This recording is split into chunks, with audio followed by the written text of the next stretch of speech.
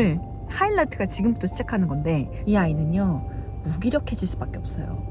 그래서 표정이 텅 비어 있어요. 다들 나 빼고 다 천재 같아요. 부모님도 아이도 웬만한 뚝심 있지 않고선 굉장히 힘들어요. 그런데 버티셔야 돼요. 안녕하세요. 나래쌤입니다. 안녕하세요. 나래쌤입니다. 와, 진짜 너무 바빠.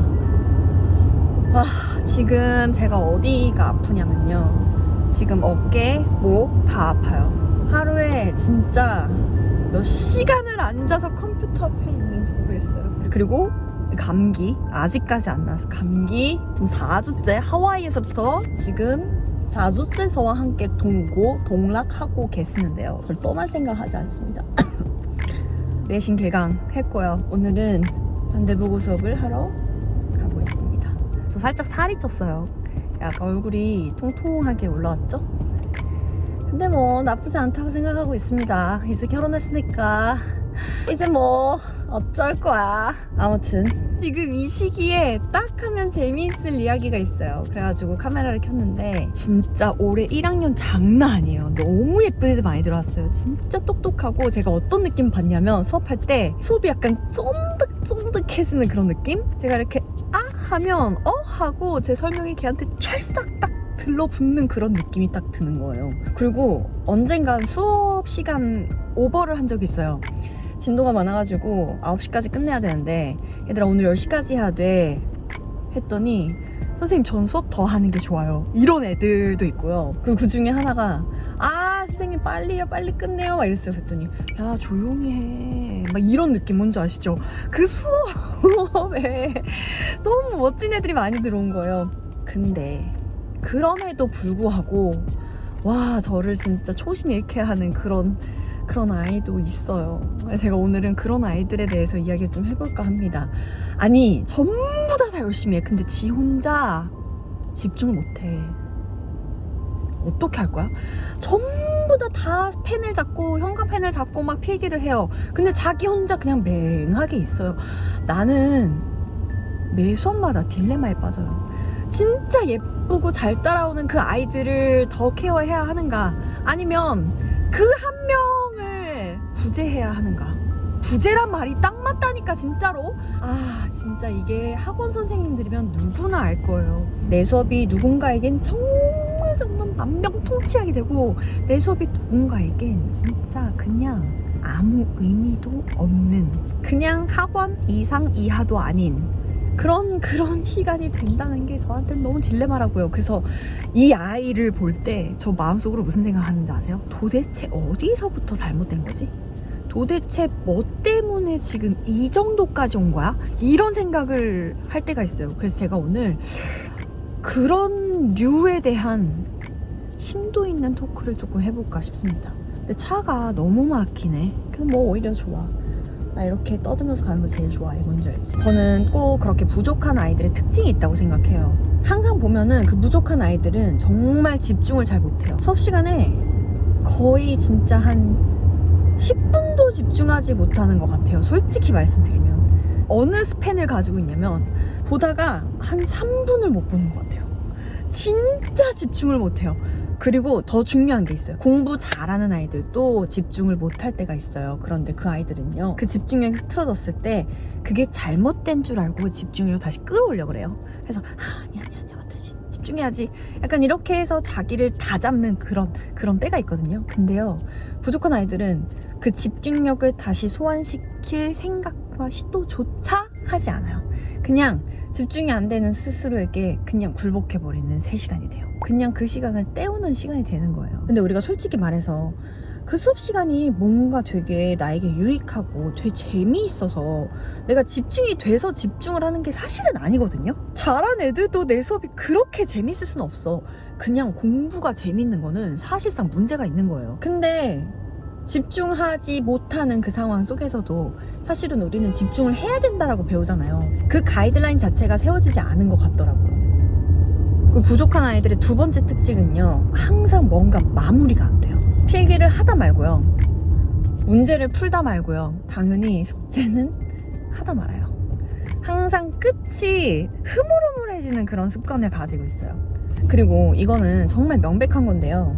이 아이랑 대화만 나눠봐도 알아요. 대화만. 이야기가 돌고 돌아가지고 진짜 겨우겨우 자기 주장으로 가요. 근데 자기 주장으로 가면 다행이에요.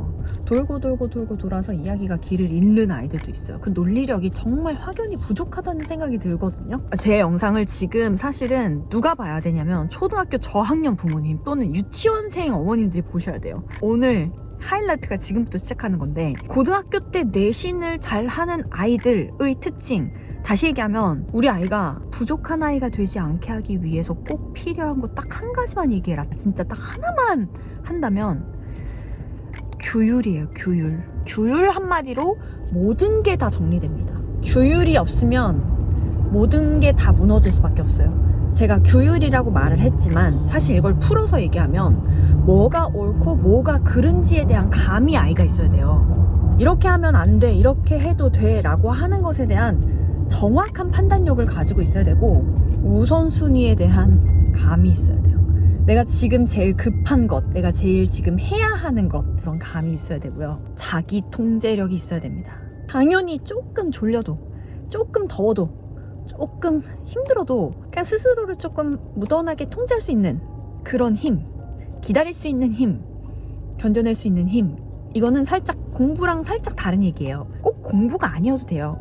아침엔 수학을 하고 점심엔 국어를 하고 저녁엔 영어를, 이게 아니라요. 예를 들어서 집에서 꼭 자기가 먹은 밥그릇은 자기가 치운다든지, 엄마, 아빠, 부모님, 윗사람에 대한 서열에 대한 정확한 어떤 이해를 하고 있다든지, 이 말은 해도 되고 이 말은 해선 안 되고 라고 하는 그런 옳고 그름에 대한 정확함이 있는 아이여야 된다고요. 어렸을 때 이건 만드는 거예요.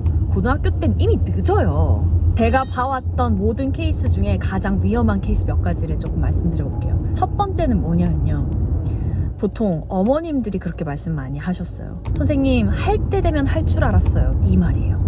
그래서 아이는 놀아야 된다고 하고 실컷 놀았죠? 아이는 놀아야지 라는 말이요, 되게 쿨해 보여요. 되게 그럴싸해 보인다고요. 그런데 노는 건 노는 거지만 공부를 떠나서 이 아이가 하루 동안 꼭 해야 되는 건 무조건 해야 되게끔 가르쳐야 된다는 얘기예요. 그 다음 두 번째, 아버님들의 특징입니다. 어차피 공부할 애들은 해. 야, 공부 안 할 것 같으면 그냥 기술이나 배워. 와, 진짜 대박. 기술 배우라고 해놓고서는 강남 한복판에 있는 인문계 고등학교 2학년이 됐다고요. 모두가 다 공부를 하고 모두가 다 한마음으로 대학을 가는데 나 혼자 까막눈이에요. 이 아이는요, 무기력해질 수밖에 없어요. 그래서 표정이 텅 비어 있어요. 다들 나 빼고 다 천재 같아. 나만 바보 같은 느낌. 이 무기력함이 학습이 되잖아요. 하루 이틀 학습되는 게 아니라 3년이에요. 3년 동안 내가 바보라고 느끼면요, 전 바보가 아니어도 바보가 될 것 같아요. 아, 그리고 또 있어. 우리 때는 이런 거. 아, 선생님, 우리 때는 외우면 다 됐어요. 너무너무 달라요. 너무너무 달라요. 심지어 저 때와 우리 아이들 지금 너무너무 다르고요. 어머님, 아버님 때랑은 차원이 달라요. 어머님, 아버님 때는 이악 물고 밤새서 외워서 노력하면 따라잡을 수 있었던 세대였지만, 절대 지금은 노력만으로도 안 되는 그런 입시판입니다. 절대 안 돼요. 절대. 와, 이것도 진짜 중요해요. 이게 뭐냐면요, 우리 아이는요, 선생님 머리는 좋아요, 하면 해요. 하면 해요는 이것도 굉장히 그럴싸한 말이에요. 누구에게나 적용되는 말이에요. 되게 이 아이를 믿어주는 것 같이 들리는 그런 말이에요. 근데 절대 그거는 정확한 처방과 해결책이 될 수 없어요. 제가 진짜 얼마 전에 어떤 국어 선생님이 저한테 그러더라고요. 나래쌤, 나는 어떤 소리 들었냐면, 국어쌤이에요. 우리 아이가 옹알이를 빨리 했어요, 이 말을 들었대요. 우리 아이가 옹알이를 빨리 했어요. 수능국어 점수와 옹알이 이 상관관계, 기출문제예요. 여러분, 기출문제 제 문제 낼게요. 여러분, 절대 그렇게 생각하시면 안 돼요. 우리 아이를 믿어주고, 우리 아이를 기다려주고, 지지해주고, 응원해주고, 이거는 완전 그냥 기본 중에 기본, 디폴트고요. 오히려 더 구체적이고 단계 스텝 바이 스텝 정확한 처방과 전략이 필요합니다. 늦었다고 하고 싶진 않지만 이미 늦었고, 그럼 늦었다면 어떻게 해야 할까까지 가야 돼요. 오늘 이것도 딱 하나만 짚어드릴게요. 제가 아까 말씀드린 게 사실은 답인데요. 단계별로 정확하게 하나 추적해서 따라잡을 수 있는 그런 어떤 환경과 상황을 만들어 주셔야 돼요. 예를 들어서 얘가 고3이 돼버렸어요. 그런데 영어가 아직까지 4등급 60점대예요. 그러면 고3이어도 고3 수업을 들으면 안 돼요. 근데 모두가 다 고3 수업을 듣고 모두가 다 영어를 일주일에 한 번 하고 모두가 다 그 책을 보니까 이게 쉽지 않아요. 다른 예를 들어볼까요? 얘가 지금 고2예요. 근데 내신은 이미 안 돼요. 내신은 우리 학교가 너무너무 어려워서 따라잡을 수가 없어요. 그러면 반드시 모두가 다 내신을 해도 나는 정시를 해야 돼요. 그런데 제가 이 허를 알려드릴게요. 모두가 다 가는데 나 혼자 남아서 이 책을 보고 이 1학년 수업을 듣는 거 쉽지 않아요. 모두가 다 내신하는데 나 혼자 정시학원에 등록해서 덩그러니 앉아있다? 쉽지 않아요. 부모님도 아이도 웬만한 뚝심 있지 않고선 굉장히 힘들어요. 그런데 버티셔야 돼요. 판단력을 가지고 정확한 중심을 가지고 절대 버티셔야 돼요. 우리 아이의 답은 지금 단계적인 추적이에요. 우리 아이의 답이 그 1타 강사 수업이 아니에요. 주변이랑 반대가 된다는 두려움은요, 말로 설명할 수 없이 두려워요. 다 1번이라 그러는데 나 혼자 2번이라고 하는 거랑 똑같으니까. 근데 내가 2번이 맞다고 생각하면 2번을 밀고 가야 되는 거예요. 실제로 작년에도 고등학교 2학년 가을에 저를 만났어요. 근데 60점대였어요. 그리고 또 비슷한 아이가 동시에 들어왔어요. 걔가 고2였으니까 이제 고3이 되는 거잖아요. 미안한데 너는 고3 특강 못 듣겠다. 나 지금 고1 예비고 수업 하는데 거기 들어온나. 제가 두 명한테 똑같이 얘기했어요. 일단 한 명은 자존심 상해서 그 등록 안 했어요. 한 명은 등록했어요. 걔가 지금요 89점 나와요. 89점. 지금 4월. 가을에 만나서 지금 4월 89점 나와요. 걔는 예체능 하던 아이예요. 그래서 대치키즈의 그 15년을요 얘가 그 사이에 따라잡은 거예요. 얘를 막 품어주고 뭔가 보살펴주고 이게 아니라요, 정확하고 확실한 방안을 제안해주면 얘는 생각보다 빨리 가요. 그런데 제가 아까 말씀드린 전제는 있습니다.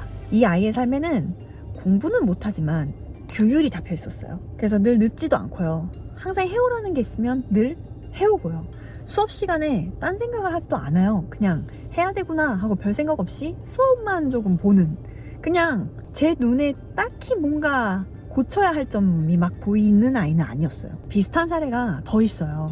학원만 계속 옮겨 다녔던 아이. 근데 중요한 게 뭐냐면요, 제가 보니까 이 아이는 누군가 잡아줄 사람이 없었어요. 제가 이 아이한테 했던 것 중에 기억에 남는 것 중 하나가요, 이 아이가 결석하면요 제가 직접 전화했어요. 근데 이 아이가 특징이 선생님을 거절하지 못하더라고요. 근데 그동안 큰 학원, 정말 대형 수업 이런 것만 듣다 보니까 선생님들이 직접 얘한테 전화하지 않았던 거예요. 실장님들, 엄마를 통해서 연락 이렇게밖에 하지 못했기 때문에. 그래서 제가 직접 전화해서 어디야? 그러면은 저 이미 늦어서 안 가려고요. 그럼 제가 응 아니야? 와 지금. 선생님이 남아서 더 할게. 빨리 와. 지금이라도 와. 이러면은 휴 뭐 이래. 휴 네 이러고 와요. 그리고 또 시험이 끝나요. 그럼 시험 끝나면은 이제 공백이 있잖아요. 중간에 공백. 그럼 그 공백도 안 와요. 그럼 제가 또 전화해요. 어디야? 그러면 저 조금만 쉬려고요. 아니야. 너 쉴 성적 아니니까 와. 근데 또 제가 끌면 끌려와요. 너무 다양한 사례들이 많아요. 사람들이 다양한 만큼 아이들도 다양하고, 뭐가 옳다 뭐가 그르다 할 수 없지만 그 중에서 가장 지배적인 요소, 규율이에요. 규율. 뭐가 옳고 그른지에 대한 확실한 그런 어떤 감이 있어야 돼요. 아이가 조금 아이다울 수도 있어야 되고. 저 오늘 몸이 별로 안 좋아가지고요, 치료할 건데요, 연세우유 크림빵 치료할 거예요. 이 영상은 꼭 초등학교 저학년 부모님께 많이 공유해 주시길 바랍니다. 오늘도 유익하셨다면 좋아요, 구독, 알림 설정 해주세요. 순날의 발랄해. 우리 다음에 또 봬요. 안녕.